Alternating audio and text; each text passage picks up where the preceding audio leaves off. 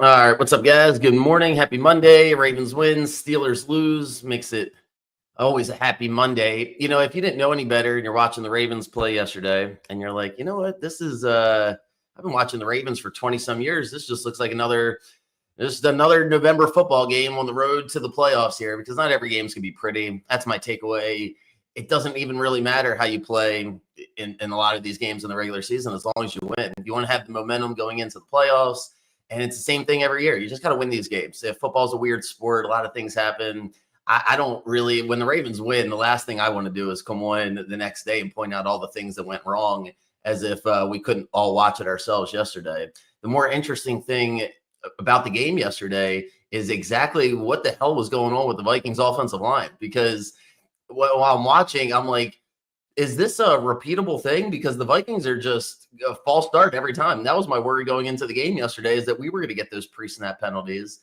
I thought our defensive line played, the pass rush was pretty much the same as it's been all year long. Like, there's a lot of times that McCarthy had a lot of time to throw the ball. He certainly didn't play well. That's an understatement.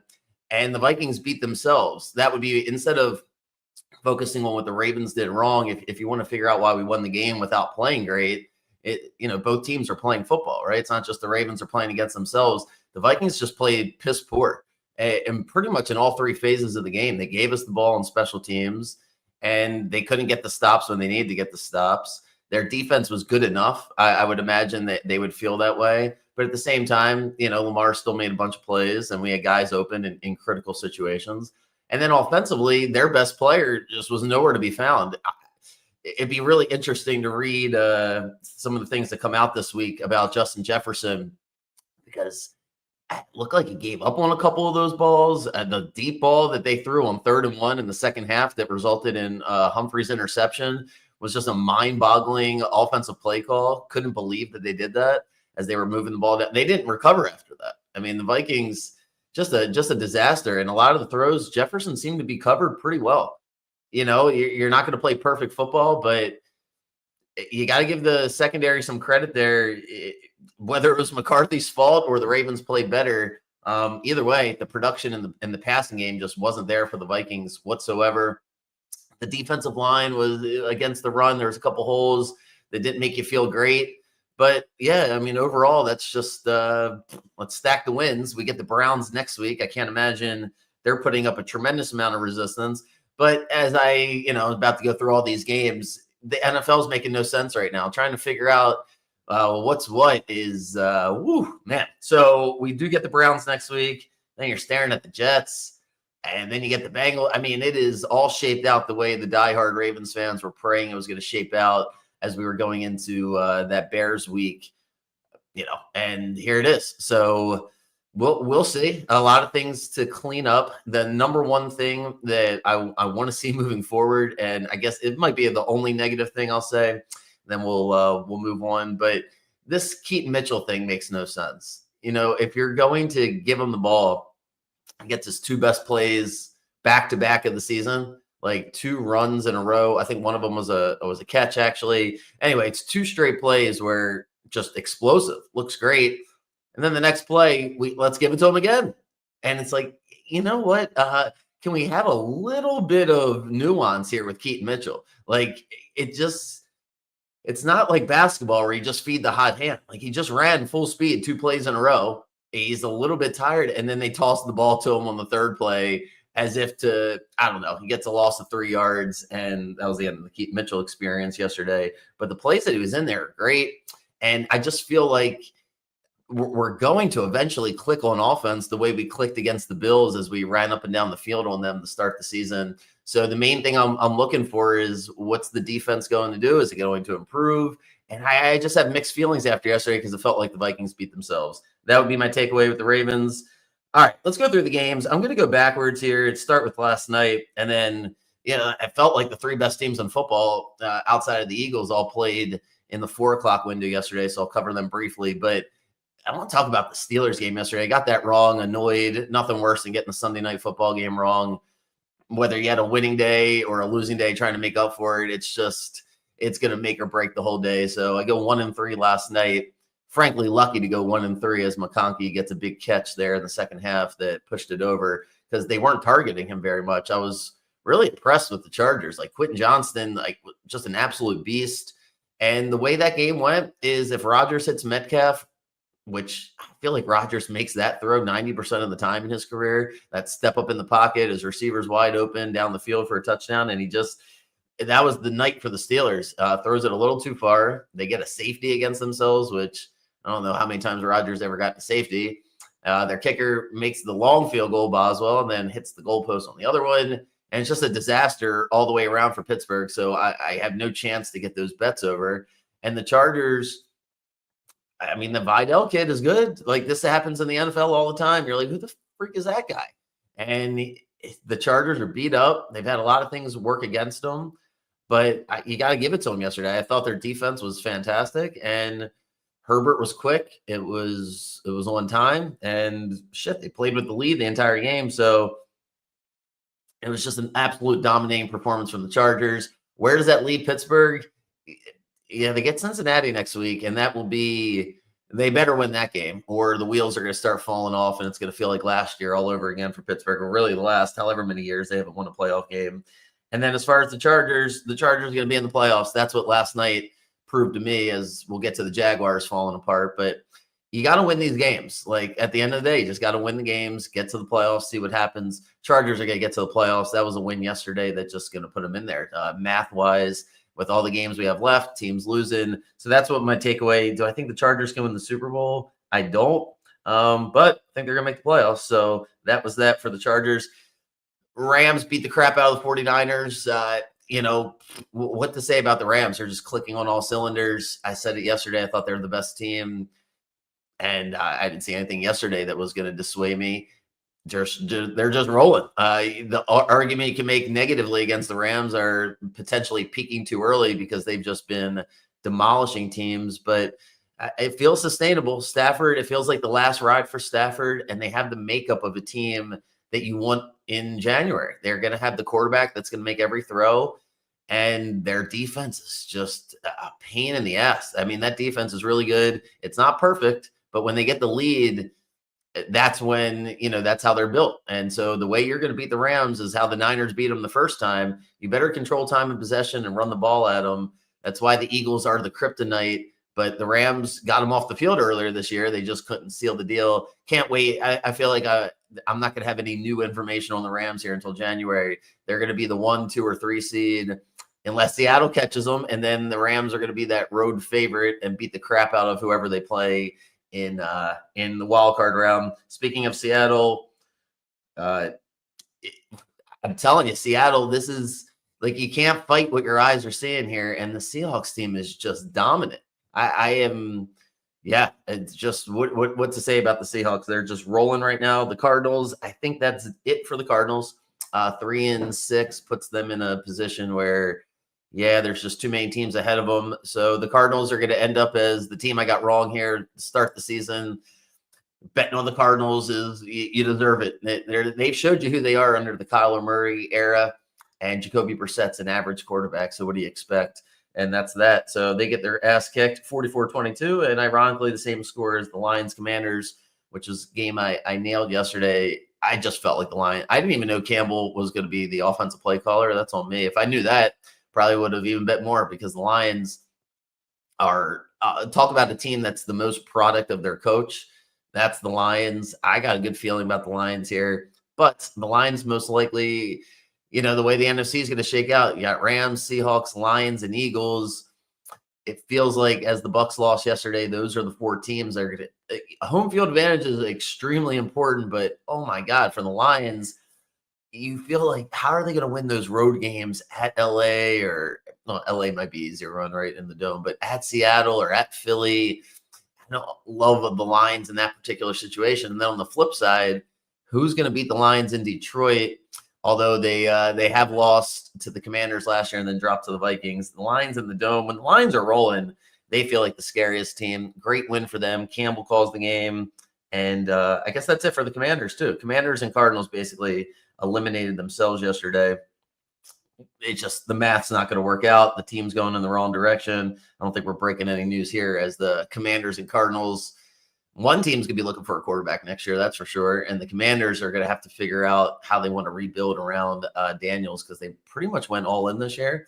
Doesn't mean they can't rework some things, but they got an old defense and it's just not clicking. And the Cardinals, Colts beat the Falcons in a game that personifies the Falcons. Like, just what another game, another Falcon. Like, the Falcons do the same thing all the time. It feels like they lose in overtime and they just can't get out of their own way in overtime and make it easy for the Colts. Colts win 31-25. Takeaway from that is now the Falcons can't make the playoffs. Like, you can't keep losing all these heartbreaking games and think you're going to sneak your way in, even though there's 7 teams that are going to make it. I don't think the Falcons are going to be one of them, and that was a really tough loss for them. Tough loss for the franchise. They just can't get over the hump. Like, it is, you say the same thing over and over again. Started week 1 against the Buccaneers, and here we are now. They're just not in a good position. And on the flip side, the Colts secured the division last night. That's what I took away from it, as the Jags gave away the game to the Texans. The Colts are going to win that AFC South. They're going to get a home playoff game, and they're most likely going to win that home playoff game. I don't know who they're going to play. I don't know if I even really care. That the Colts, when they're clicking, I got a good feeling the Colts are going to get a home playoff game, and they're going to win that game, and then we'll see what happens on the road. If they get the 1 seed, everybody better be careful, because there's something about the efficiency of their offense and how guys get wide open. I know the defense isn't great, but the coordinator, Amaruo, has experience of turning it up in the postseason. He got a team to the Super Bowl on the defensive side. So I'm not – at this point, the Colts are a legit Super Bowl contender. The way they win these games, it was a gutsy win. I mean, it just was. I thought the Falcons were finally going to – that's the Falcons. So the Browns get a field goal at the end of the game. Jets shut them down in the second half, but too many points early, 27-20. So I split that. I'm glad I hedged it by having the Jets and the under in the Browns total. But that game went, I didn't see any of it really, except a couple highlights here or there. But I don't know what the relevance of that game is, except now the Ravens are in the Ravens can't lose next week category. They're playing the Clowns on the road. So that's a little nerve-wracking, as the stats for the Browns offense were pretty good. They just they find ways to lose. Good win for the Jets. Jets are going to play the Patriots on Thursday night. That'll be the 2 games, right? These 2 teams, Jets and the Browns, will be in the games where really the Patriots aren't going to lose. They won 8 in a row. Now they play the Jets. We'll see. And the Ravens have to go to Cleveland. We get up on Cleveland early. It shouldn't be a problem. Patriots dominated the Bucs. That was the game where the spread stunk yesterday. If it wasn't New England and it wasn't Baker, I probably would have bet it, but I didn't want to bet against Baker, period. So I left it alone. But that line really smelled funny, because I thought the Bucs should have been 3.5-point favorites, and they're 2.5, and it never moved. And New England dominated the game. And there were some holes there in the Bucs where you're like, they're going to get some skill players back, but I don't know if they're going to win playoff games unless they score 40 points, because the defense just leaves a lot to be desired there. And Bowles is going to have to figure it out. I don't know if he can. The NFC is too strong. Their year might have been last year when we look back on it, as far as, they had the Commanders and they let that game go. Maybe the Lions were more vulnerable last year. They seem to match up better with the Lions than they're going to do with some of these teams that are actually, I don't know who they match up well with. When I go through these teams, I don't like the Bucs against the Seahawks, Rams, Lions, or Eagles. So I do think there's 4 teams in the NFC, because I'm not putting the Packers in there. I'll get to that game tonight. And the Bucs aren't one of them. The most frustrating game of the day has got to be the Jets. The Jags are just unbelievable. Like, the Texans beat the Jags. I really think this game's irrelevant in the scheme of things. I don't think the Texans have enough juice to get to the playoffs. And now the Jags are boxed in as the 7 seed at best, and get their ass kicked in the first round of the playoffs if they get in there, because they can't close a game. And I can't stand the overconfidence that they were showing there, as their defense was making plays and acting like the game's over before it's over, and then they can't close the deal. Just talk about a team that can't close the deal. The coach makes you nervous. It's his first year coaching. He seems way too emotional in certain situations. Good win for the Texans. If you bet the Texans, you're a better guy than me, but let's be honest there. That was the lucky one, because the Jags dominated that game. And I mean, that's gambling, but shit, when they make that new cash out rule, that was the game, the cash out there. And the game I didn't put any money on, I mentioned it yesterday, if you're listening, is like, it's in play for the Dolphins to win by 2 touchdowns over the Bills. And the reason I said that is because it's just Miami and weird things happen in Miami, number one. And then number two, when you get rid of the GM, if you really think about it, it's the easiest motivation for those players to play better is they need a job. So forget the coach. We're going to have a new boss in here, a new general manager. So I'd like to stay in Miami, or I'd like to get paid. I'd like to have a good report here. So I don't think that you're going to see there's certain games where it feels like a team gave up, but usually when especially a general manager, but coach or general manager gets fired, you can almost guarantee in football the next day in particular, you're going to get a good performance if the players didn't like the coach. That was my logic for loving Brian Kelly and LSU the other night, which that's a story for another day of how they didn't cover 10.5-point spread, giving up 20 points. But, there's no way the Dolphins players, were like, oh, I'm so sad my general manager's gone. It's like, it's not emotional. It's just business. It's like, oh crap. That means the next guy that comes in here doesn't owe me $1. And that means he's going to want to get rid of most of us and make a name for himself and blah, blah, blah. And the Dolphins just played well. The Bills laid an egg. It happens. It's the NFL. If I was so sure about it, I should have put a bet in, but I didn't. Dolphins win. What to make of it? Big picture is the thing I said, I think on this pod last week, which was the Bills need to make a trade. They're not explosive enough. They're going to need another offensive weapon. If they don't get one, I don't think they can reach the Super Bowl. They didn't get one. They fell behind. They couldn't really get going. And we'll see. I mean, they'll be there, but I would not take the Bills to reach the Super Bowl this year based on the way the offense is playing. The defense got to play much better. Got the Saints game right. That's probably the game I nailed the most yesterday. I really didn't see any of it. I would have to watch the highlights and tell you what the hell happened. All I see is the Panthers score 7 points at home. And if you're going to the game, you're a die. I always, look, we're all fans. I don't think anybody, if you've played professional football or high level football, you look at it from, football person's perspective, a football player's perspective when you're watching these games. But for 99% of us, you're just looking at it from the fans' perspective.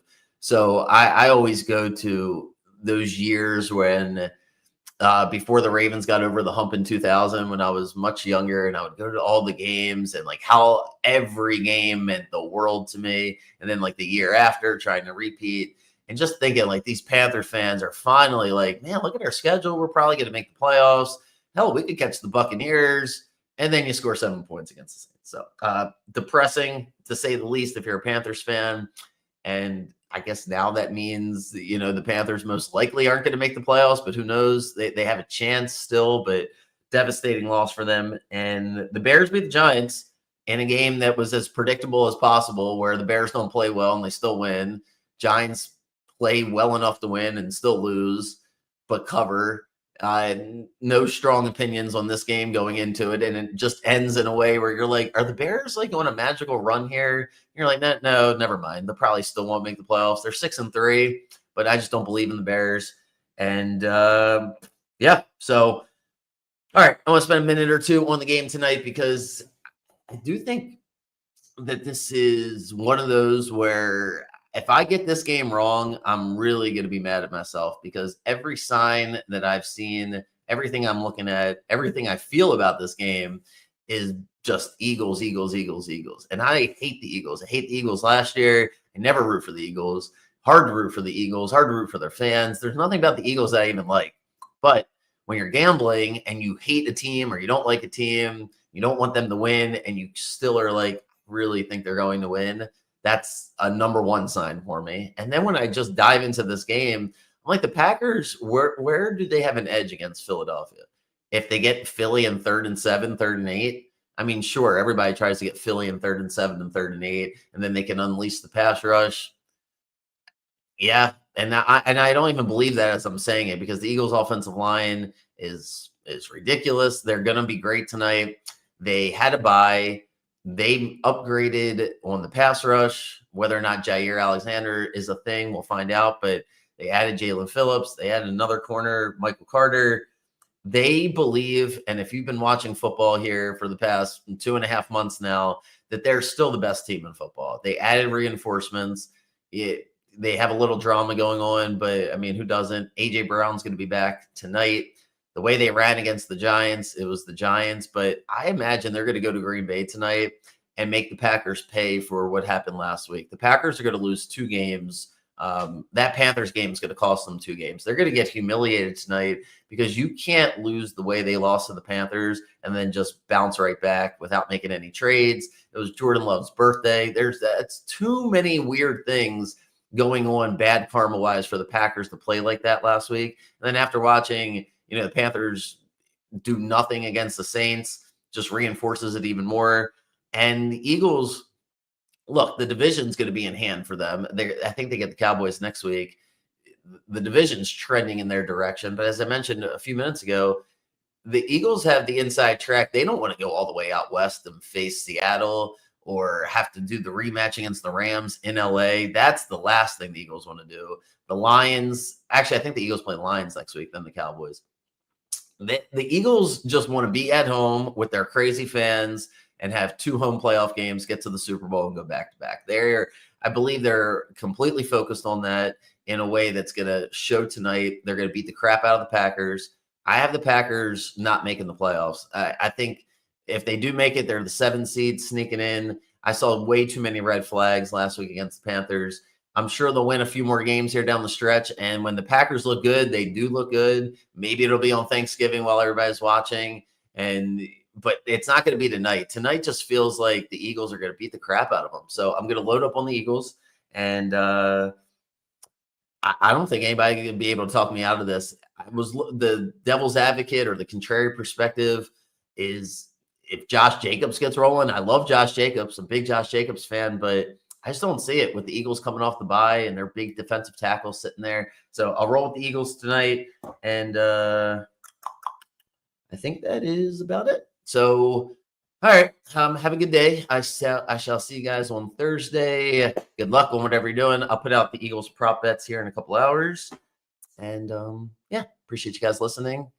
Ravens win. So let's be positive. No need to point out and get too upset about things. We'll have plenty of time to do that, I'm sure, over the next 6 weeks. But the Ravens win. So that's the main thing. We're back in the playoff race. And don't forget that's the number one thing about being a fan is at least I still have something to root for. Falcons fans today, Cardinals fans. Yeah. So, all right. See you guys. I shall be here on Thursday.